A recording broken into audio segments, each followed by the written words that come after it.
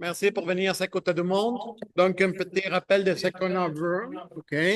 Vous avez créé une maquette physique.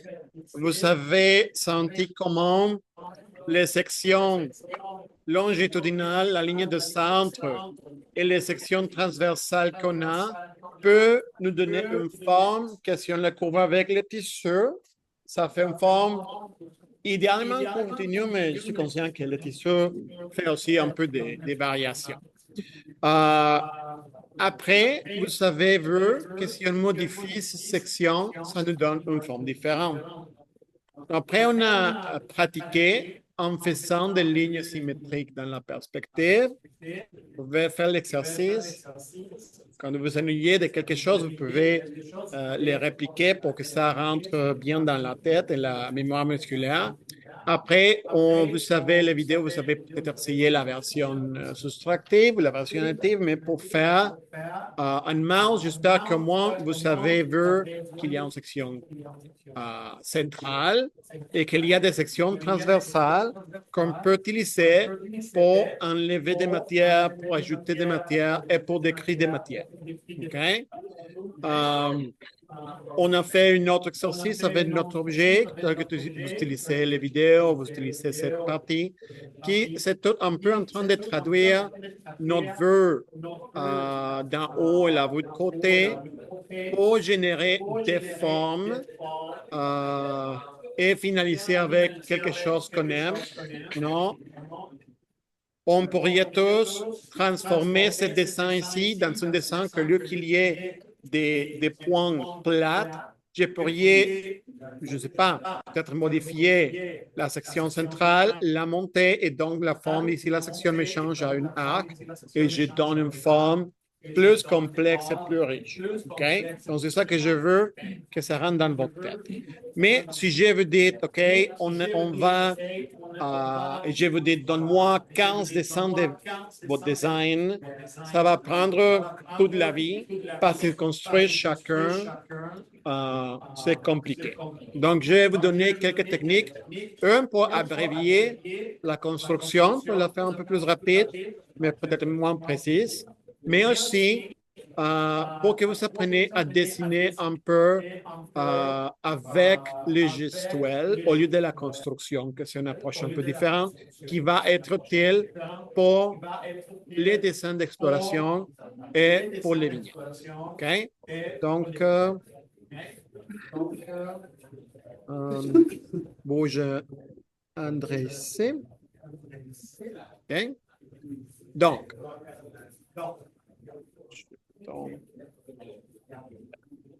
OK.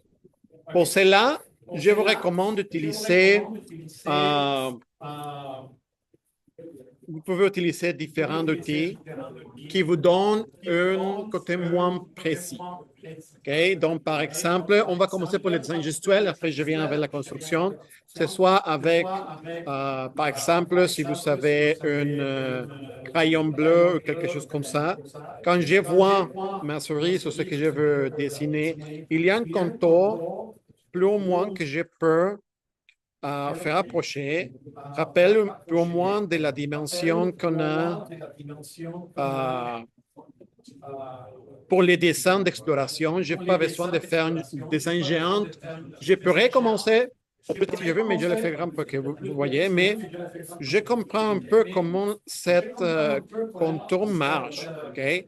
Et je reste avec quelque chose. Mais regardez que j'ai fait plusieurs lignes exploratoires. Il n'y a pas une ligne bonne en ce moment. Okay? Mais je peux voir qu'il y a une ligne de centre.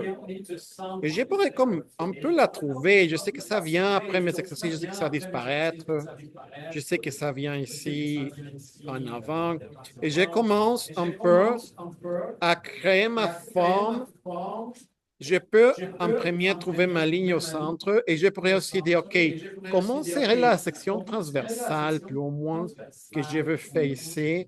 Peut-être que ça va faire quelque chose comme ça. Et si je fais une erreur ici, parce que j'étais pour la perspective, parce que si vous voulez, je peux plus ou moins comprendre, mais je peux corriger et je commence à les donner forme d'une manière un peu plus euh, exploratoire sans avoir un engagement pour dire, sans m'engager à une ligne finale. Je fais une approximation de la forme ou après, je peux venir avec mon même outil, un outil pour Spaces, à trouver la ligne finale que je peux le faire en ce moment, par exemple, avec mon crayon. Et de toutes les lignes de CIC, mais je peux simplement, avec mon éduqué, je fais plusieurs des souris à ce moment-là, donc je suis accoutumé à la proportion. Vous avez un mood board avec des références visuelles. Et donc, vous pouvez dire, OK, voici, ça va être mon contour. OK, je vais trouver enfin la ligne finale. Je vais un peu dessiner mes sections en rapprochant.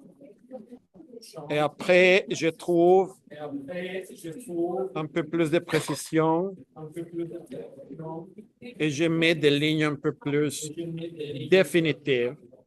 Et une fois que je comprends la forme, donc je pourrais commencer à mettre des détails, par exemple. Okay? Donc, ça devient une manière de rapprocher. Et le truc, c'est ligne ambiguë, libre, exploratoire. Et après, je viens et je trouve là-bas. Donc, par exemple, si je pourrais faire la même chose, si j'utilise un feutre clair, vous pourrez utiliser vos mêmes marqueurs. Si vous voulez pas l'utiliser parce qu'ils sont plus chers, vous pouvez utiliser quelque chose, mais l'important, c'est que ce soit clair. Donc, je peux sketcher une autre forme d'un autre produit. Je ne sais pas si je veux faire. Si c'est un peu trop fort, je vais faire en fait avec les. Okay, on va continuer avec la souris, mais je veux peut-être faire une autre forme exploratoire et je veux que cette souris soit plus haute. Donc, je vais commencer à explorer l'élément. Je peux trouver plus ou moins où je veux que ce soit la ligne de centre. Je peux avoir des erreurs, ça importe peu. Mais je peux faire des lignes comme ça et des lignes comme ça, peu importe. Mais de peu en peu, quand j'avance ici avec ma forme, je peux commencer à marquer plus les lignes qui font un peu plus de sens. Ce n'est pas les plus ergonomiques ici, mais j'ai une forme exploratoire et après je peux dire, OK, je pourrais donner une forme qui vient comme ça. Ici, peut-être que je veux que ma forme soit plus comme ça. Et dans cet univers de lignes, je peux dire, OK, je veux qu'il y ait des boutons ici. Et mon scroll, en fait, ça va aller peut-être ici parce que c'est pour le prendre ici des côtés. Je ne sais pas. OK? Donc, ce n'est pas hyper parfait, mais après, je peux venir et donner des détails où je veux. Et peut-être que si j'ai 10 minutes pour faire cette sketch, mais je suis déjà investi beaucoup de temps à le faire, parce que je ne vais pas nécessairement résoudre tout le sketch. Ici, mon intérêt, c'est de savoir qu'est-ce qui passe à l'avance de mon sketch. Donc, je peux commencer à comprendre avec mes formes. Peut-être que j'ai une idée de donner une ligne de partition ici. Donc, je peux l'ajouter. Je peux faire mon contour ici de cette forme. Donc, je donne cet élément ici qui va être d'un plastique réflectif. Je peux un peu montrer ce qu'il passe avec la rue ici. Et je voulais faire des boutons ici, ou peut-être que c'est une petite lumière, un petit reflet. Et je trouve mon design. Et peut-être que je passe un peu de temps en détaillant ce qui passe ici, ce que je viens avec mon mon couleur d'accent et j'accentue les éléments les plus importants que je veux. Et peut-être que je peux donner un peu d'ombrage si je veux avec le hachurage qu'on connaissait. Et peut-être que je m'arrête, même si ici, c'est un peu plus moins détaillé. Okay? Donc, cette technique aide parce que ça vous avec les couleurs claires et l'ambiguïté, ça m'aide à me donner des idées de design que je n'avais pas trouvées. Et la même chose marche si on dessine des choses plus complexes. Non? Si j'ai, je ne sais pas, même pour la vue de côté, si je veux faire une sécheuse un sèche-chevaux, okay? Pas pour les chevaux. OK? Et je peux, ici, j'explore la vue des côtés et je commence à rapprocher la forme un peu plus exploratoire. Je ne sais pas ce que tu me donnes. Peut-être que je dis non, c'est trop court, donc peut-être que je dois faire quelque chose de plus long ou non, c'était comme ici pour le faire plus ergonomique. Ah, mais cette forme m'a donné une idée que peut-être tout cet élément va être plus foncé. Et ici, ah, ça m'a donné une idée de me donner de lignes comme pour respiration, pour ventilation ici. Ici, je vois la marque, il va être L'Oréal. Je ne sais pas. Et j'ai une idée de design que après, dans tout cet univers, je peux venir et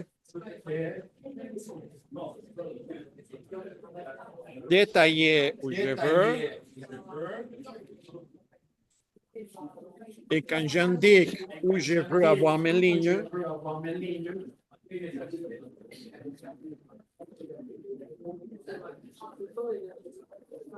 je vais être un peu plus clair. Et je peux changer mon design, même si c'est comme ça. Je peux dire, OK, je veux que cette forme vienne ici, que cette forme descende comme ça, et après je veux.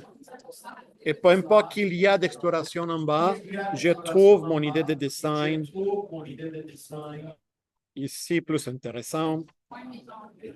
Et comme je disais, ce n'est pas nécessaire que je termine tout. Je pourrais venir avec un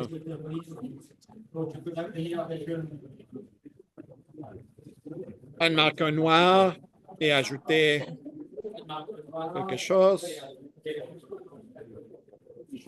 Je suis en train d'explorer quelque chose, non? Que peut-être vient d'une vignette plus petite. Et je une idée de design que je peux après commencer à mettre mon temps pour l'explorer. Ici, peut-être, je peux commencer à décrire les sections. Je sais que la moitié va être comme ça, mais ici, ça pourrait me dire quelque chose comme ça. Et après, ça vient, ça monte, ça vient ici, ça descend, et ça descend ici. Non? Je peux couper ici un peu la forme si je le veux faire tout arrondi. Non? Ici, peut-être que ça vient comme ici. Ça monte. Et je commence à comprendre ce que je veux faire. 10 minutes après, je vais les dessiner un peu plus en détail avec la construction. Je vous recommande que dans votre choix d'objet pour l'exercice, vous choisissez quelque chose qui est plus monolithique pour pas nécessairement penser dans une intersection plus complexe. Je préfère que vous pratiquiez avec quelque chose un peu plus basique dans la forme, même si on a une certaine richesse, et qu'après, vous pouvez explorer. Et vous savez, vos différentes feutres qui vous aident à remplir des formes rapidement. Donc, vous pourriez même, dans l'exploration, avoir un petit peu de son de couleur Et ça peut nous aider à développer une idée intéressante. L'autre chose que je voulais montrer, j'ai oublié quelques dessins là-bas. Donne-moi 12 secondes. Je reviens.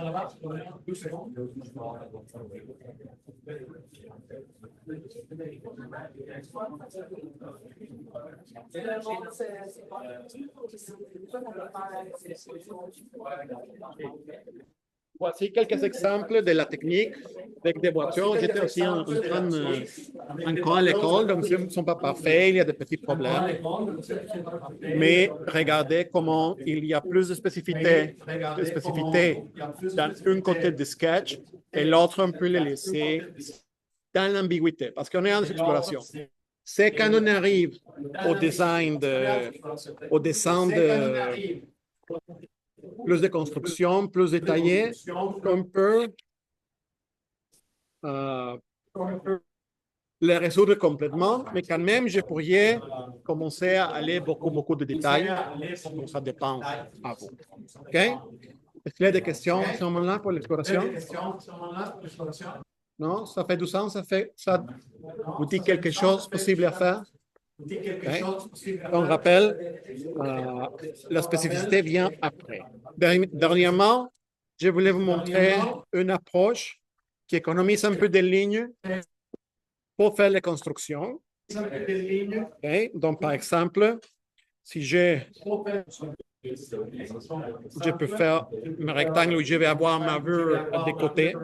Non? Je peux faire ma vue des côtés, ici. Encore de la méthode de la cerise. Après, je peux faire mes autres deux éléments. Donc, je vais trouver la moitié. Et après, je fais comme ça pour trouver et terminer. OK, je commence avec ça qui est assez simple. Après, je découvre mes verticales. Je vais choisir seulement la quantité verticale que j'ai besoin de faire. Après, je peux les projeter. Okay. Attention à la projection. En fait, j'avais ici tout petit problème. Mais je vais commencer en faisant, par exemple, la section d'ici, simplement, de ce côté. Après, je peux avoir l'autre aussi.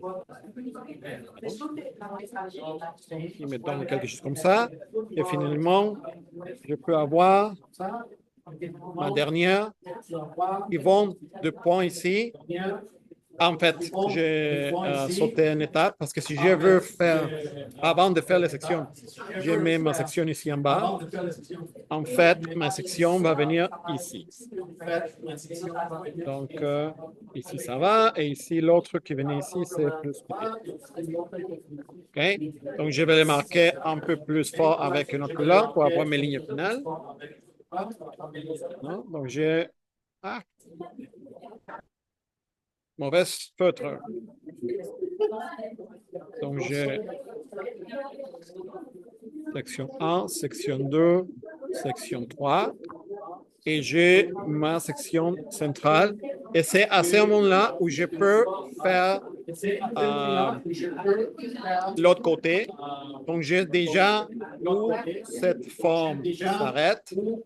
Donc, si j'élève, j'ai mon rectangle ici, je peux trouver la moitié, je monte, et donc je peux multiplier, projeter, et je peux simplement initier la section. Okay, donc ici, j'ai aussi mon rectangle ici, le coin en bas, je vais le multiplier à la moitié, et je sais que la section c'est ici. Je peux la projeter, je vais deux coins, et donc je peux, c'est pas nécessaire que j'arrive en bas, jusqu'au moment que je peux fermer ma forme, ok? Et après, il faut que je réplique cette forme ici, Je sais que ça vient d'ici et donc je peux faire la forme. Et regardez comment je continue pour forcer à que la forme tourne comme je veux. Après, ça va finalement fermer la forme et je peux massager avec une section ici que je peux trouver.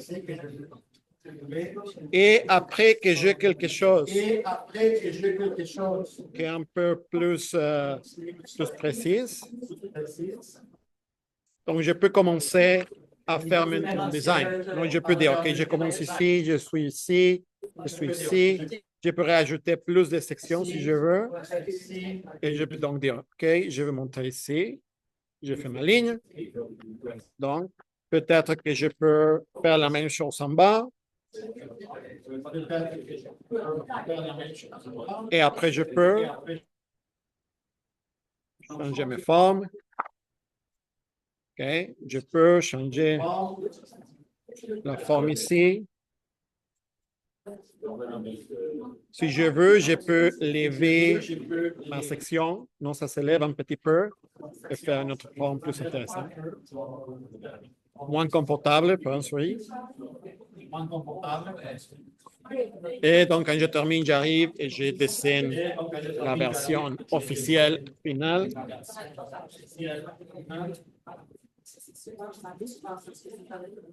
Mais j'ai utilisé moins de lignes au début pour créer la forme basique. OK? En cette autre approche. Ça va? OK. Donc, je vous laisse que vous continuez votre pratique. Et si vous commencez votre projet, si vous me rappelez ce que je vous dis pour l'exploration et pour les vignettes, pour terminer, rappelez-vous, sont petites. On fait des petits dessins. Essayez de les faire ici dans le des côtés. Après, vous pouvez imaginer comment ça marche dans cette forme. Gardez un peu la symétrie. Vous pouvez projeter les éléments pour avoir des idées. Ou vous pouvez aussi comme essayer de l'interpréter rapidement si vous voulez, avec les techniques un peu plus gestuelles. Mais ici, ça peut être que ça va être plus facile pour avancer. OK? Et c'est tout. Merci à tous.